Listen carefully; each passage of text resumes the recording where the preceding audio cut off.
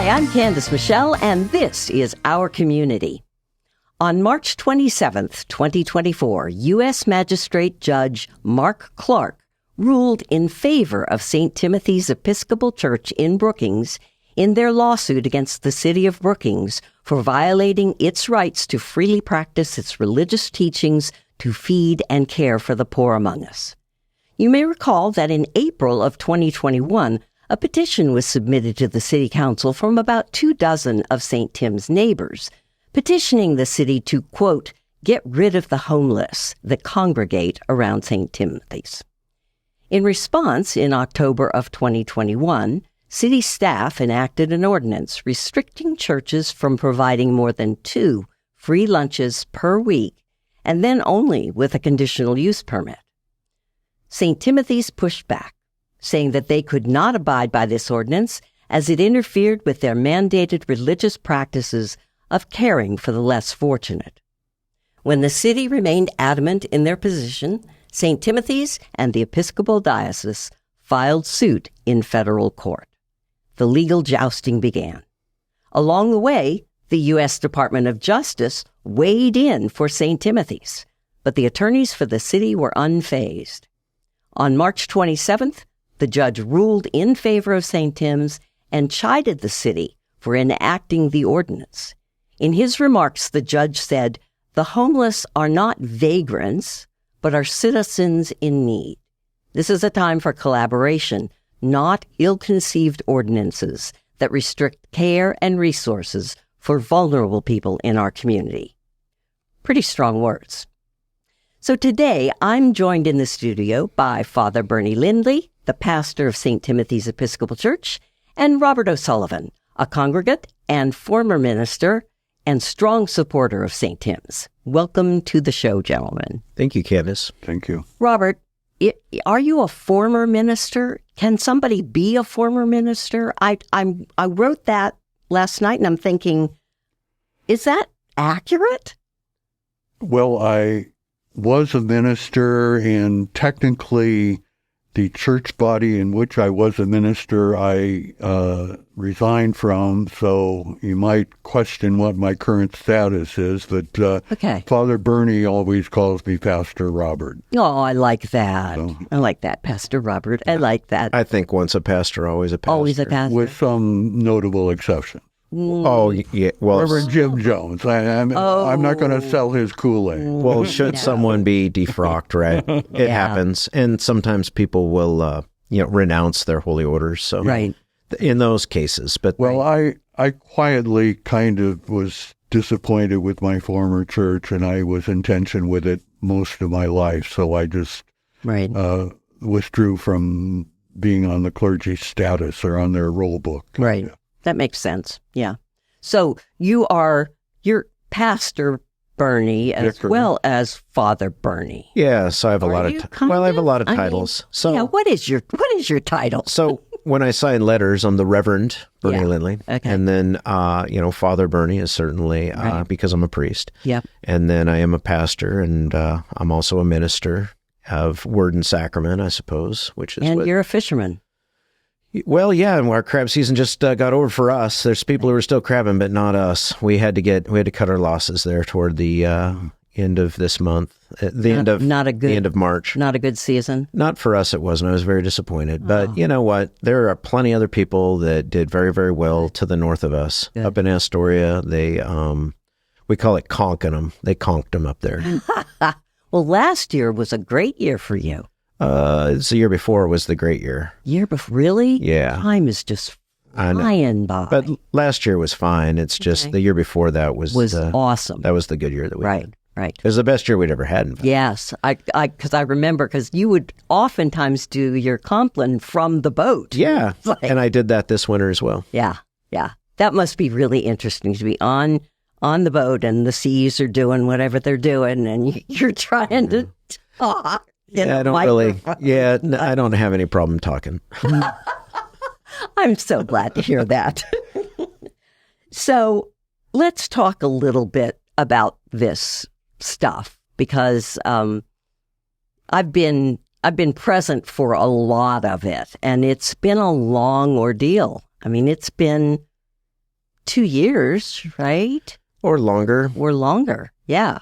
So that's a long time. Yeah, that's right, because I think, yes, 21 was when they started talking about, that's when the petition got to them. Was April of 21? April in 21, yeah. Okay. And so we're coming on 3 years was when they did the ordinance. Okay. Which, yeah. I mean, I was there for the workshop, which was really interesting. You know, they had all the other churches there, and it was in the middle of COVID, so it was kind of astounding to me that everybody showed up in person. Well, I didn't. I was on. You were, but I was you were on Zoom. Yeah, absolutely. And that was in the EOC. Yes. And we had our diocesan chancellor present with me. Yep. Because we knew that it was going to be contentious. Right. And so we had legal advice, well thought out legal advice going through this whole process. Right. So we didn't take any of this. None of this was like some sort of like an emotional thing, or emotional reaction. Right. All of this was well thought out, deliberate, in consultation with legal advice all the way through the process. It kind of baffles me that the attorneys for the city could not get that this was a violation of your First Amendment rights, first of all, but certainly, it turned out that it was the RLUIPA statute. Well, it could be that these cases don't happen in Oregon. And so maybe it's just a lack of, the public record just doesn't contain this kind of information, perhaps, when it comes to informing, legal decisions. It might be helpful. I've worn two other hats besides being a minister. I was both a social studies teacher and a English teacher. And a little about the history of RLUIPA. There were complaints. Which is what? Religious Land Use and Institutionalized Persons Act. Okay. The religious land use is obvious. The institutionalized persons has to do with people in mental institutions and prisons and what their rights are regarding practicing religion.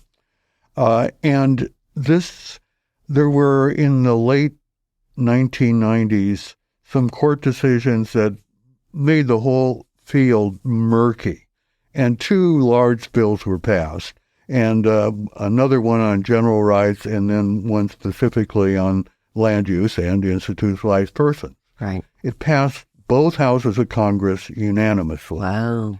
In the Senate, its main advocates were probably the most liberal Senator Ted Kennedy and one of the most conservative, the man from Utah. Orrin Hatch. Orrin Hatch. Yep. Thank you. You're welcome. I remembered that.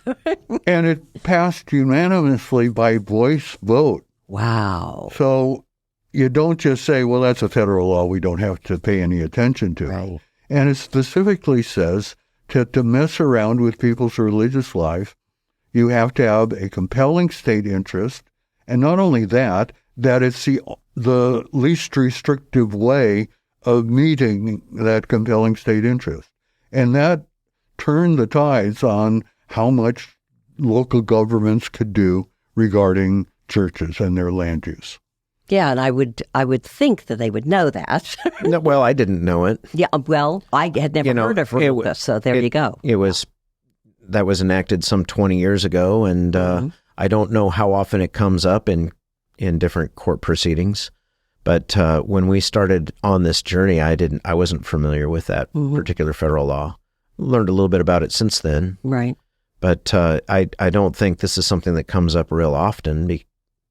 Right. So, although increasingly across the nation right now. Increasingly, yes. I mean, Grants Pass is dealing with something similar. Related, yeah. I mean, there are a bunch of churches across the nation. I probably shouldn't speculate, but I think that had a lot to do with the Eighth Amendment, with cruel and unusual punishment, what's going on there. Okay. And then I think it's on the docket for the Supreme Court. Oh, wow. In April of this year? Next month. Soon. Yeah. Woo. Well, April 22nd, I think, they expect a verdict, a ruling by the fall. Well, or maybe in the summer. But that has to do with that's based on what happened in Boise a few years ago, Martin versus the city of Boise. And then the people in Grants Pass wanted to see what the limits of that ruling were, and then and now they're appealing it to the Supreme Court. And they came up with an ordinance which banned someone having a blanket or a sleeping bag or a pillow on public property. Right. I think that's the kind of stuff that they're talking about. Okay. Fascinating. So we'll see what all happens there, because that's going to have for our entire nation, national big consequences. I was really intrigued by how strong the judge was with his words. It was like, first of all, it was a summary judgment. So what he did was basically said, City of Brookings, you don't got anything. The law is not with you, and the facts are not with you, and pounding doesn't help. Yes. Yeah. And it is kind of like, okay, and I would think that they would have known that they were going to have a problem when the Department of Justice sided with St. Timothy's. I mean, that, for me, when I heard the Department of Justice had come out in favor of St. Tim's, I was like, well, then we're done, right? I mean... Well, that's what I thought. Who goes up against the feds? Yeah. What was kind of neat is that not only did they give an amicus brief, friend of the court brief, but they came in person. Yeah.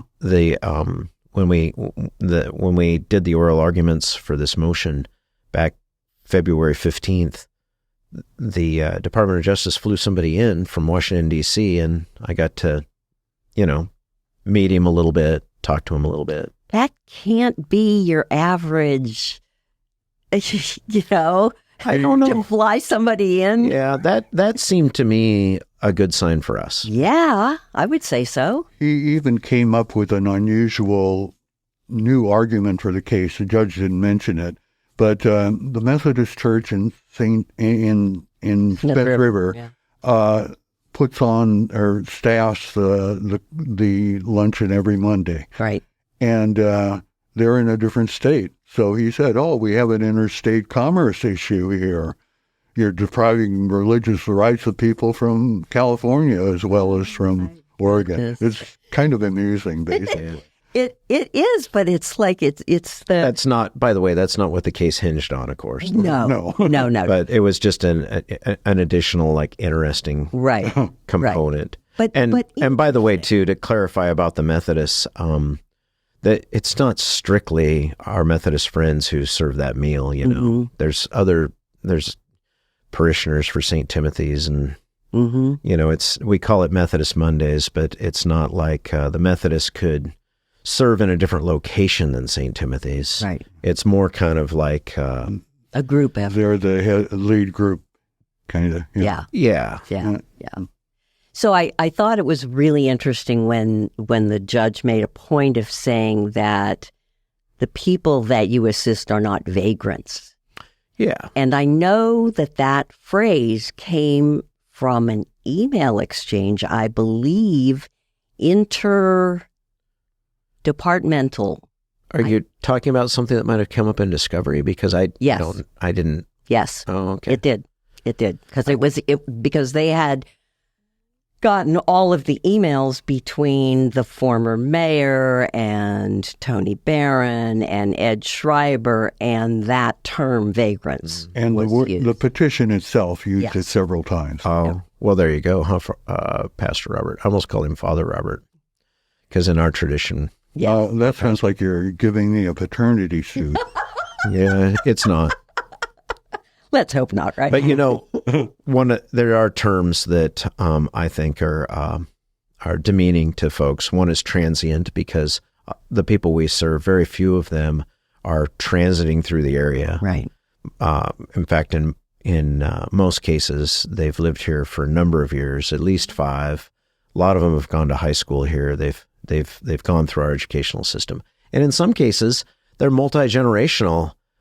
One of the people that we serve has Czech-Indian heritage. Mm-hmm. So that's certainly not vagrant or transitory. Right. You're not a transient if your great-great-great-great-grandmother lived here. Yeah. No. Exactly. So that's the kind of stuff that I find that offensive to call people transients and vagrants. Well, I think vagrant is definitely a term that is meant to be derogatory. I mean, I can't imagine a way of using that term that isn't derogatory. I agree. I mean, why would you call somebody a vagrant? Bummer. Right? Yeah. Yeah. Bummer that somebody would use that choice of words. Yeah, exactly. Exactly. Yeah. So instead of, what it clearly indicates to me is that instead of seeing that person as a human being who might be in difficult straits, what they're doing is looking down on that person as a lower life form than they are. One of the things that Pastor Robert and I think about a lot is dehumanizing people. Yes. It's our faith tells us to do the opposite. Yes. Our faith tells us that everyone is created in the image of God, and to do something that would dehumanize someone would actually be an offense against God. Agreed. And interestingly, I was raised Catholic and got away from Catholicism as rapidly as I could when I became an adult. Some of us are just not meant for organized religion. But the values are still my values. I mean, those, I don't consider somebody less of a human being because they don't have nice clothes, or, they're forced to live outside, or they don't have enough food. It doesn't make them less of a human being. It means that they're in trouble and they need some help. They are in trouble, and their trouble started back in their childhood. Mm-hmm. In most of the cases with the people that we work with at the church, they had terrible childhood. Yep. Their upbringing was, to say inconsistent would be an understatement. Most of these people experienced physical assault, sexual assault, inconsistency in the extreme when it came to having their needs met. Right. And so they grew up without trusting anyone. Right. And then the school system, in a lot of cases, has failed folks. Yep. We've had a lot of students here locally, but nationwide, the school system has oftentimes failed people, students. And so, and then also you have people with traumatic brain injuries. You have people that are, just because you were autistic as a child doesn't mean that you grow out of it. An autistic child becomes an autistic adult. Yes, exactly. So we have a lot of the people we serve, they might be schizophrenic, they might be bipolar. It's trauma-induced. A lot of them, I don't know if any of them do not have PTSD. Right. There's chronic depression. The list goes on. But then on top of that, you take the traumatic brain injury perhaps, or you take some other condition that people were born with. And by the way, none of this is the fault of the person who's experiencing it. They didn't choose any of that. No. And nor the economics of how expensive it is to live around here. That's right. Well, that's part of the problem too. Kids who grew up here that can't afford to live here. Yeah, that's right. That's true. And they say, well, move away to some, I've heard folks say, well, move somewhere where you can't afford it. Well, this is their home. And not only that, who's going to be working in the service sector jobs if all of the people move away that can't, that aren't wealthy? Yeah. No, it's. Yeah, and so the term that has lately been used a fair amount is neurodivergent, which is this spectrum of where we all are in terms of our neurology. So some of us are here and some of us are there, and we're different. We're not all the same. We are not cookie cutters. I mean, we're not. Well, our life experiences Yes. We don't all have the same life experiences. No. And our wiring is slightly different. I mean, it just is. My grandson is neurodivergent, and he needs special schooling. That's what he needs. So now think about this. Should he not be able to receive that special schooling, Yep. What's going to happen to him? Yep. So fortunately, he's being raised by loving parents. Now, let's take the same kid and put them in a dysfunctional home. Yep. Where are they going to be when they're 30 years old? Yes, exactly. In really bad shape. I want to say a little about St. Tim's itself. I'm a rather recent member. In fact, in a way, the city council recruited me. I'm sure they'll be thrilled to know that. And go there someday between 9 and 12, Monday, Wednesday, Friday, and see all the amazing work happening. Yeah. Not one person works full-time at St. Tim's, but they have a deacon, they have a chaplain in training, they have people who know about how to help people get on health care and other services that are available to them. These are all possible, and they're efficient at it. And they're loving and showing dignity and respect, and people ranging with issues ranging from food and personal survival to harassment and all that. If they know that St. Tim's has people who can help them, they go there. And that's what churches should be about. And they recruited me so effectively that I have become kind of a strong advocate for them. Oh, I know. You've recorded several things right here in this station about how great St. Tim's is, and it's unfortunate the city decided to go toe to toe. Well, I wish that this whole thing would have never had to happen. Yep, me too. I wish that we would have been able to talk this through. Yep. Long time, before all this other, all the well, things and when you look at the way it happened, so the petition came to the council, and according to one of the newspaper reports that I read, the petition was like the third thing that happened. That there were initially conversations between the former mayor and the former city manager and Tony Barron about how it was just not okay what was going on, and at St. Tim's. But remember what was happening that they were saying wasn't okay. It was the car camping, all of that stuff. They asked you to do the petition.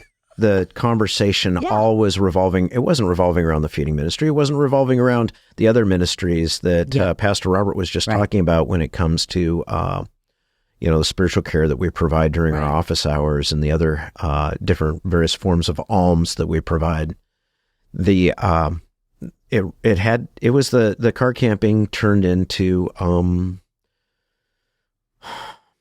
I don't want to use the word chaos, but it got unwieldy. Yeah. Get a little specific about what that was supposed to be. So certainly the goal behind the car camping was, we're in a global pandemic. We wanted people to, rather than have people wandering around the community and not able to access care because restrooms were closed. The library was closed. There wasn't any place for people to be. Certainly if they were unhoused, there was nowhere for them to be. And so the city council asked us to provide a place for people to be. 3 car camp. And not other just churches us. as well. There are 15 churches in the city limits, and they asked all 15 of them to participate. And we did. No one else figured that was a good idea for them.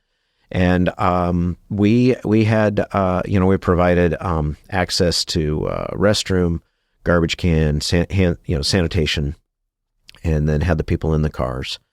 And over the course of time, their mental health disintegrated because there they are, in a car, and there's still this global pandemic, and it got. When we moved them in, the pandemic hadn't quite affected Brookings to that point. The Delta wave hadn't come through yet. Right. And then months and months later, the Delta wave finally happens. And we found out we weren't immune to COVID-19 after all. Yep. Because we were kind of, I think, getting cocky about it in our community. We thought we were going to be able to slide. Yeah, we were hoping. Yep. But then, and don't forget, people died during that Delta wave.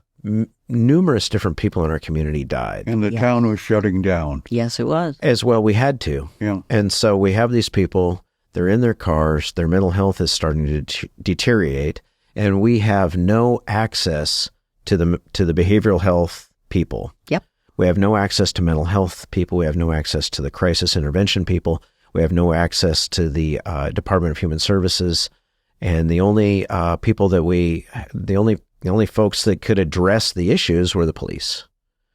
And the police weren't really all that keen to put somebody in the county jail. No, of course. So we ended up with kind of a worst case scenario as far as how do we meet the needs of these people. Yep. So there were some people behaving in ways that were erratic. There was a couple of our guests came to blows with one another. Mm-hmm. And I want to make sure that everybody knows that eventually those two women did end up in the state mental health in the state mental hospital. They did finally get eventually, the help finally, yeah. They did. Yeah. It didn't happen timely. Right. It didn't happen until after it was just horrific what they had to live through. Right. And I feel bad for those women, but I also feel bad for the people who had to, be subjected to of course their mental health breakdown that they had. But that's not we didn't cause that. No. We did what we could to try to mitigate. Right. And when the petition came, we closed. The petition was circulated in April. Took a little bit of time for it to get to city council. We got into negotiations with them. This was before the lawsuit, so we could still have conversations, face to face. Well, so to speak. It was still a pandemic, but we could still have conversations. Right. And in June, so 3 months later, we, I guess it was only 2 months later, we terminated the car camping. Mm-hmm. And things at that point were starting to get better. Things were opening up again. And so we responded, I was going to say responsibly, but we did what we could to bring to a close the thing that didn't work the way we wish it would have. Yes. And you were asked to do that. I mean, it wasn't our idea. Yeah, exactly. No, we didn't go to the city and say, hey, could we put people in our parking lot? Right. No, the city came to us. Yes. And we said, that makes sense. Yep. Let's do that. Yep. And then after months and months and months of these people being there, that's when things deteriorated. Of course. And we can all understand why. Without without support from the community partners that we collaborate with now, because at the time we couldn't collaborate because of the pandemic, but we have strengthened the bonds with all of those other organizations now. And I think that there's a lot of we would be much more successful in the current context. Not that we would ever do that again in that location, but the different things that are going to be happening in our community now as we go forward are going to be much more successful than what that was. Well, and the reality is that we were in the midst of a pandemic that we had never experienced before. None of us were doing very well. And none of us.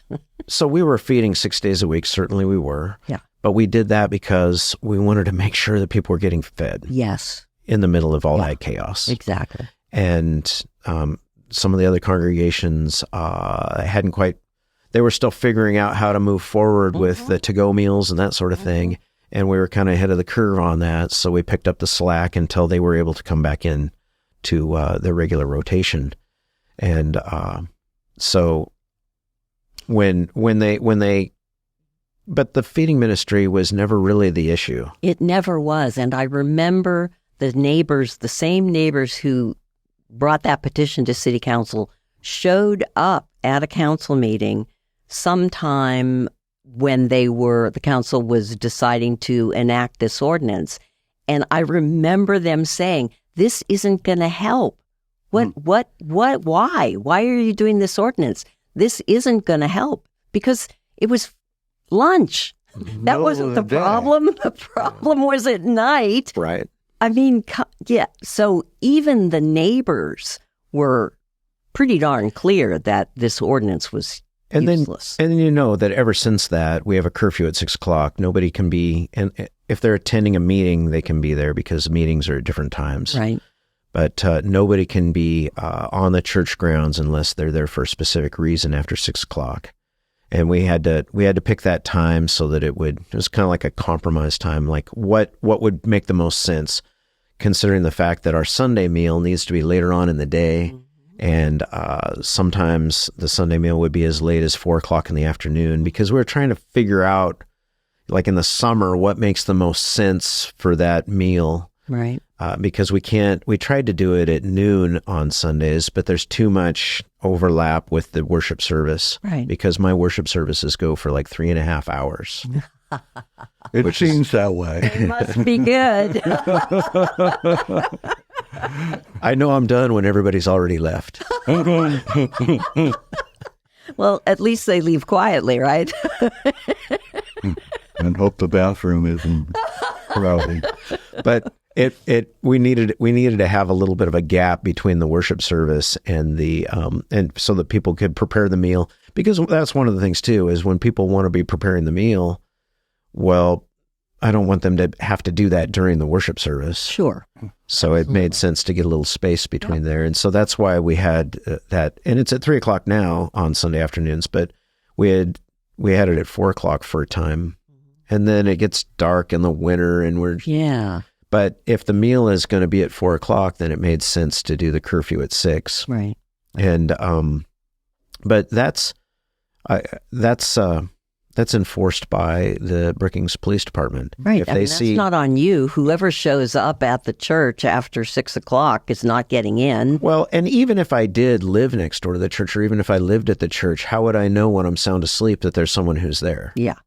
But the police, they're patrolling by all the time because they do. Right. And they can address the issue as they see it, because once we entered into the Property Watch program, the police have carte blanche to trespass anybody they find there. If there was somebody there at 1 o'clock in the morning, whether the person's making noise or not, they can trespass that person off of the church grounds, and then they notify us the next day, and we make sure that our whole staff knows that person has ran afoul of us. Because when we end up with an impaired relationship, we can't. Right. It hampers our ability. We can still work with them, but we have to work with them off the premises.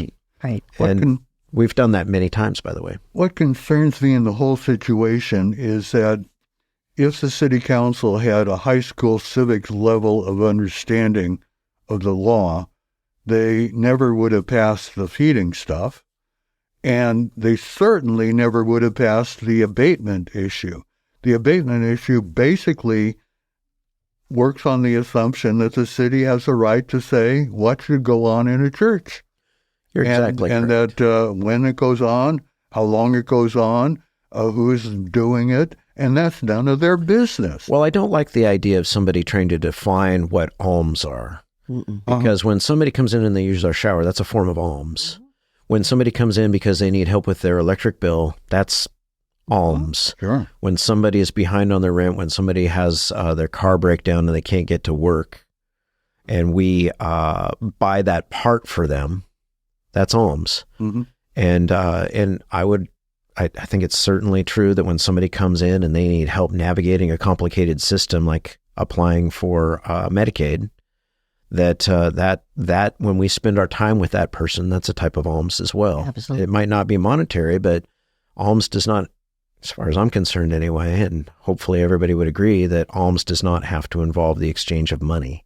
And I don't think that the government has a right to legislate what that looks like. Define alms, yeah. I really think or even define what worship is. Or what a church is. Or what a church is. Yeah. Especially if you're only using the first definition, right? Well, it's not a building, okay? It's not a building. Things get pretty heated and intense. They do. Yes. And certainly I have people that blame me for the homeless crisis that we have in our area. Yes. But you know that it's not just our area. The homeless crisis is certainly throughout the West Coast. Absolutely. And in other parts of the country as well. Yeah. But California leads the country for unhoused adults, but Oregon leads the country for unhoused families. Wow. So when it comes to children, we actually have that distinction. Wow. And we've seen that at St. Timothy's.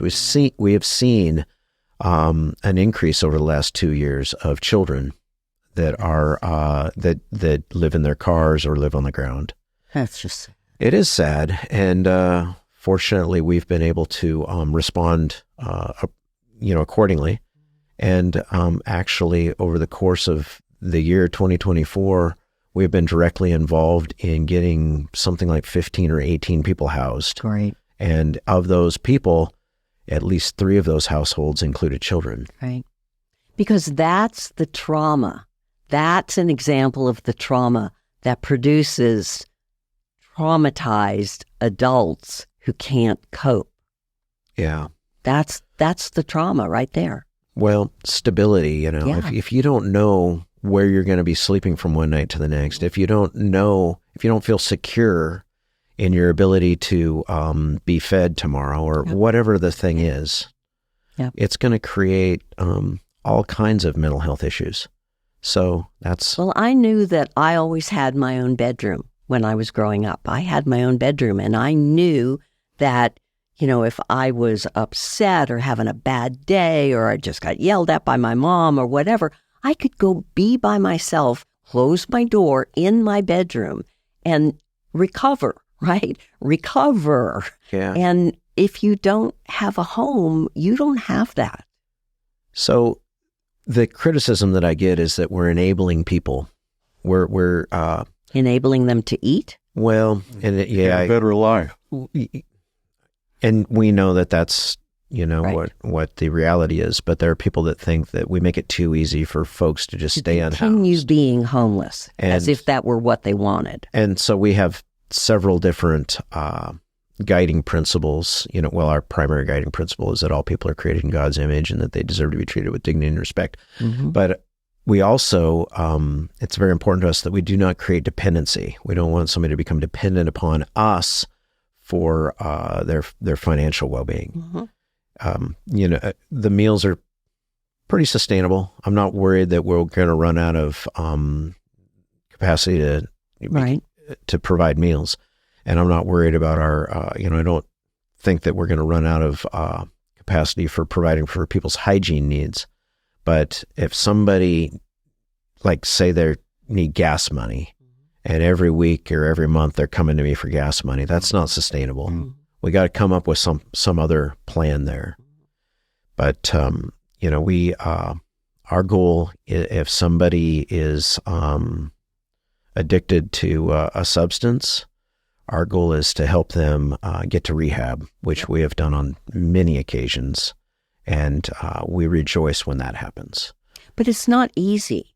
We talk about, getting them help in various ways, but actually finding a rehab facility that will take you in is not easy. Getting mental health help of any kind is not easy. In this county, it's just not. And that's why we are trying to strengthen our partnerships with the behavioral health people. We're talking about ADAPT. Yep.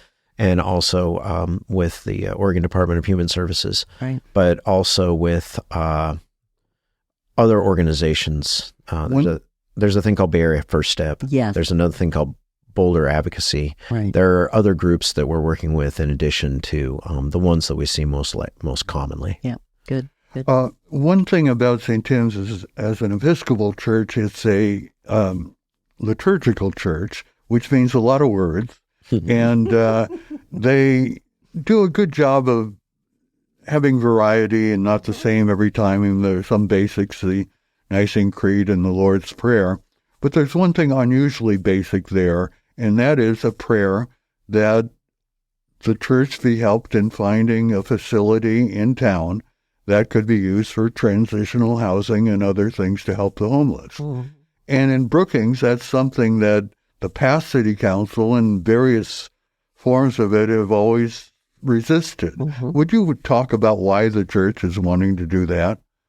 See, you know what the thing is, Pastor Robert, is that the rungs are too far apart. For somebody that's either sleeping on the ground or living in their car, how are they going to go from there into an apartment when a studio apartment is $1,100 a month? That's a lot. Maybe more.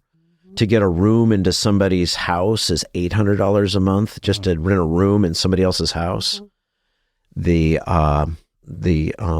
check co-in, I think, is up to $750 a month now.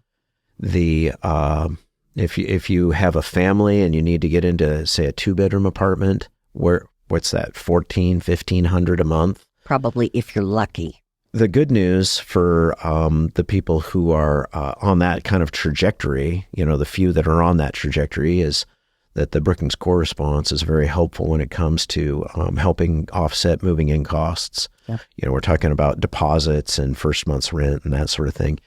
But I think I think that our community, I think not just us, but we all think in the United States of America, we think that there's this Section 8 HUD voucher program, and that if somebody needs a house, they can get issued from their local housing authority this voucher, and now they're going to have housing. Were that easy? Yes. The problem is that the landlord has to accept it, but also that voucher has to cover the cost of that rent. Yeah. And it's a good program. It's just there's nowhere to actually use the voucher. Right. So there could be all kinds of people with these vouchers, but no way to actually use the voucher. I mean, you end up on a waiting list, and once your voucher expires, you're kicked off the waiting list. So yes. If you haven't made it into a place yes.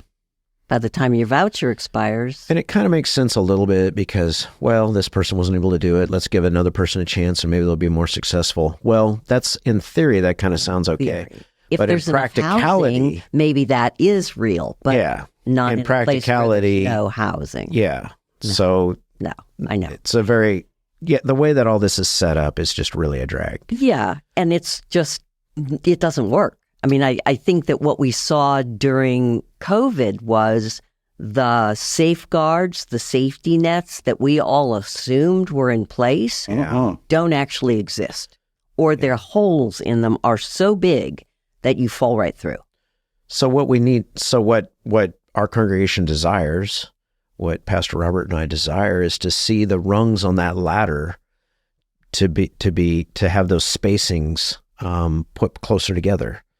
Because to make it from where people are now up to where they need to be, there needs to be like 5 different rungs in between so that they can more gradually and more successfully get to where they need to be.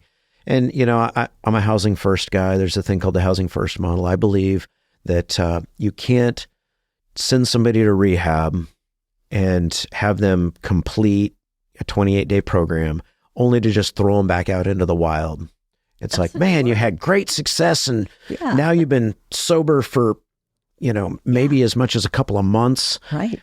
But sorry about your luck. You're going to be living in the bushes back out again. on the street. Yep. So there needs to be a way better, there needs to be like this transitional type housing stuff that we're thinking about. Let's get them into that at least. Yep. And there's stuff that's been available elsewhere that Brookings has deliberately ignored or not applied for. There's a lot of money on the table for grants that don't ever get applied for. Well, and that gets complicated too because we don't meet the requirements in a lot of cases when it comes to some of those grants. But there's hope. Of course. We have people in our community that are doing an outstanding job. And I think we need to say that, the current city council has inherited these problems because the past city council was, 3 members of it were effectively recalled because of their stance about keeping Janelle Howard on board. So we've got 3 brand new city councilors and they've inherited these problems. Now, I would really hope that they're going to do some serious looking at the problems and some serious thinking about them and asking community members. Well, I certainly don't admire their position that they're in. when it comes to anybody who serves in the public trust, it's thankless. Somebody's going to hate you. The people who do that, I'm very grateful that they're willing to serve on those various different boards. Because, you got like the Port Commission, for instance, you got the school board, you got even things like the cemetery board. Yes. The people who are willing, and none of them are compensated. They're doing these things because they want to make our community better in the way that they, from what they're, because we all want to see our community do better. The debate is, how do we go about doing that? Yes. And what I would argue is that we can't just push people out of view. We can't just, because where are you going to push them to? You're going to push them into the national forest. Well, it turns out the national forest, they have rules too about how long people can stay there. So we have to be, we're going to, my solution is going to involve this thing like Pastor Robert's talking about, where we come up with better options for transitional housing. Because there are ways to, we have like I said, we've successfully gotten well over a dozen people, whatever that number was, 12 people since the beginning of the year housed, and they're living indoors significant. Now. And we're talking about permanent housing. We're not talking about I'm not talking about putting people in a hotel room. I'm talking about putting people in sustainable permanent housing. Right. And unfortunately in our area, that involves travel trailers in a park in a lot of cases. Not always, but in most cases, because that's the most affordable place where people can live. Right. But space rent will go anywhere from $450, which are the hard ones to find, of course, all the way up to $650 a month or more. And it's still kind of a tough deal. Yeah. So there's, we have lots of ideas. We think about this all the time. We brainstorm on it. But I do want to reiterate that we're not trying to enable people to participate in bad behavior. If that were the case, we wouldn't trespass people from the church. Right. And we do. We do not tolerate bad behavior, and certainly not violent behavior. So there is, I wish that everyone could understand that it is not our desire to see people do criminal things. Well, you actually want people to thrive, right? We do want them to thrive, and that's not, yeah. And right. One of the things too, when it comes to addiction, is sometimes better's better. Sometimes, and this has been hard for me to wrap my mind around, but somebody who is perhaps injecting methamphetamine, into their arm, maybe there's a better thing there, where there's not sober perhaps, but there's some better thing. Yes. And because I'm an abstinence guy, I prefer abstinence. I like it when people are clean from all, mind-altering substances. That's what I prefer. That includes alcohol, because I've been free from alcohol my own self for like 25 years or something. Right? We've talked about this before. So, but you know what? This is me and my choice. Right. There are plenty of other people who have a different set of circumstances. So it could very well be that somebody who is addicted to opiates, and instead they're, using marijuana, that's better. So it's not up for me to decide how somebody else lives their life, but, not trying to enable them, we're not doing a needle exchange. There's plenty of people, there's plenty of organizations in the country that are doing needle exchanges. We're not doing that, but we certainly do want to encourage people, if they are going to be using drugs, one thing to do it safely. I've observed at St. Tim's is a lot of the, I don't know if you want to say clients or people who come there, are affirmed by just the way they're treated.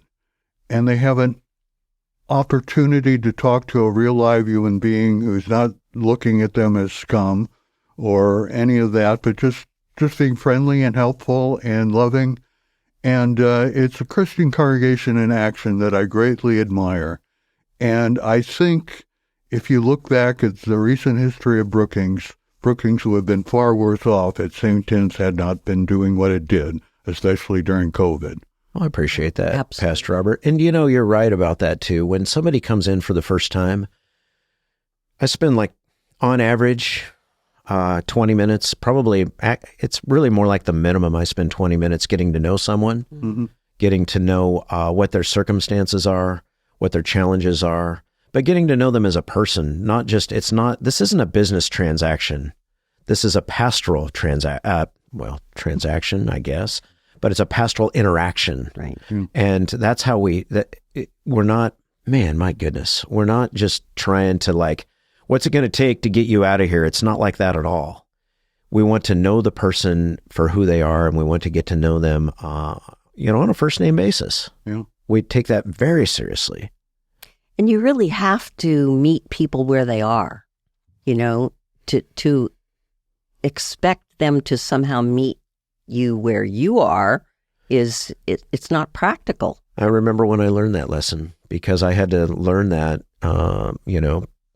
through an experience that I had when I was doing my chaplaincy training in a VA facility over the one in White City, that sometimes they call it the Dom in White City. So I was, that's where I did my internship to learn how to do effective pastoral care. And I thought, well, I'll just sit in a room and put a sign and, put out the shingle, right? Yeah. And if they want to have pastoral care, they'll come in. Huh. What I found out was that, people congregated at these particular picnic tables out on the quad. And if I went and sat at that picnic table, I would be able to have opportunities for those conversations. Right. So you got to be where the people are for a fact. Yes. And not just physically, but where they are experientially, where they are philosophically, where they are non-judgmentally, mentally. There's a thought, non-judgmental. Yeah, absolutely. Absolutely. And the whole idea is to create stability in the lives of vulnerable people. That's the whole idea. Not to enable bad behavior. Right, right. And, it's amazing to me that people who are privileged to have a home and a car and clothing and enough food don't recognize that as a privilege, right? They understand it as that's what's owed to them because they've worked really hard and, whatever. But all it takes is one disaster and all of that stuff that is owed to you because you worked so hard for it is gone. Well, the disaster can be pretty simple. It can be your car won't start and you need to take it to have it fixed. Yep. And now, next thing you know, that you got a $2,000 bill, and it's more than that perhaps if it's the transmission. And now what are you going to do? You can't get to work. And so it's really a disaster that happens in slow motion. Yep. I think for most of the people, it's not that their house burnt down, although that happens in our community too, but it's more like your car didn't start that morning. Yep. And now you got to choose. Do you fix the car or do you pay the rent? Yep. Because without the car, you can't get to work. And without work, you can't pay the rent. So we have all kinds of people that are trying to make hard choices. And it must be, think about it for a minute, right? Your car doesn't start, and immediately what goes through your mind are all of the potential consequences of this, including being homeless. Particularly if you have had that experience, right? You know how close you are. And the trauma of that, right? And knowing that it's coming at you and there's nothing you can do. And when you talk about privilege, it could be as simple as that. If my car doesn't start, I get in my other car. Yeah. And if that car doesn't start, my wife can take me where I need to go. Right. Because she has a car too. Right. And if there's some problem there, well, it turns out I got a car in reserve. Right. And if that doesn't work, I got an extensive Rolodex. I can call people and, I have family support. I have, a large church family that I think would come and help me. We take that for granted, though, don't we? Yes, we do. We take it for granted. Although, interestingly, sometimes you don't, right? Suddenly you've locked your keys in your car and you have to be somewhere in 15 minutes and you're like, oh, who can I call, right? Well, Ghostbusters, right? Turns out a lot of people call Father Bernie. I bet they did. I should have called you. It turns out I've done this on more than one occasion where I've helped people get into their car that they've locked their keys That's in. funny. Yeah, I actually have some tools for the... Oh, that's funny. I will remember that. That's the first time in my life. I wonder if I should have made that public. Pastor Robert, should I have made that public? We're going to be on the air. Everybody will know. Yeah, everybody listen up. Father Bernie. I have another thing I want to mention is both of you were involved in sort of the birth of Brookings Core. Mm-hmm. And it kind of started basically at St. Tim's, and it became obvious that they needed more room to do what they do. Do either of you want to say anything about that and St. Tim's role in it? Well, I got to tell you how proud I am of that organization. They are really, when they picked a good name when they said core, because they are core to the well-being of our community when it comes to the people on the margins. And I have all kinds of hopes, and the direction that they're going right now is exciting for me. And I can't tell you how proud I am of my friend Diana. Yeah, I couldn't be prouder. I mean, I kind of feel like a mother hen, right? It's like she's done so many good things. Such a positive force in the community. And I've watched her go. I've watched that organization go from an idea 3 years ago, an idea in her head, to she's got, like a $5 million budget this year, and she's got that money secured. Those are grants. But I want to make sure that we're clear that that's not going into her pocket even a little bit. Oh, no. Yeah, absolutely they're getting not. a very good value. Yes. No, that is all for helping people in the community. So some of it goes into staffing, but the vast majority of that money is going into caring for people. But can you imagine going from nothing to, I think she has 10 staff people now. They're local people. So these are 10 people in the community who are now making a living wage. And helping other people. Doing something that they love. I mean, but like I said, the bulk of that money though is going into the care for people, transitional housing, street. I would hate to think somebody would get the wrong idea and think that this is, because there are people who think that homelessness is an industry where people are profiting. There are people who think that, right, and there's some lawyers who profit from it. But let me tell you, my monthly salary from the church is $1,817 a month. So that's what, 18, 17. You're not going to get rich on that, Bernie. And I have no desire to, because, that's why I fish. Yeah. If I'm going to get, that's the part where I get rich is when I'm fishing sometimes. Maybe. In a good year. On 1 year out of 10. So I hate to tell you guys, but we are under 2 minutes, which means we are out of time. Okay. So this has been a delight. Thank you. You didn't even shuffle all your papers around there, I didn't, and I've got all of these things. We didn't even get any. Great. We just kind of scratched the surface on some of this. But I'm just so thrilled that things are going the way they're going. We'll see what happens with the abatement issue and all of that stuff. And thank you very much for coming on the show. Thank you very much, Bob, for showing up. Really, really delightful. And I want to thank our listeners for tuning in. Whatever your opinion about the homeless, it is your tax dollars that are paying the city's attorney's legal fees. When the Department of Justice weighs in against the city, isn't it time to rethink the wisdom of what Judge Clarke called ill-conceived ordinances? Is it really in our best interests to have our hard-earned tax money spent frivolously? I'm Candice Michel, and this is Our Community.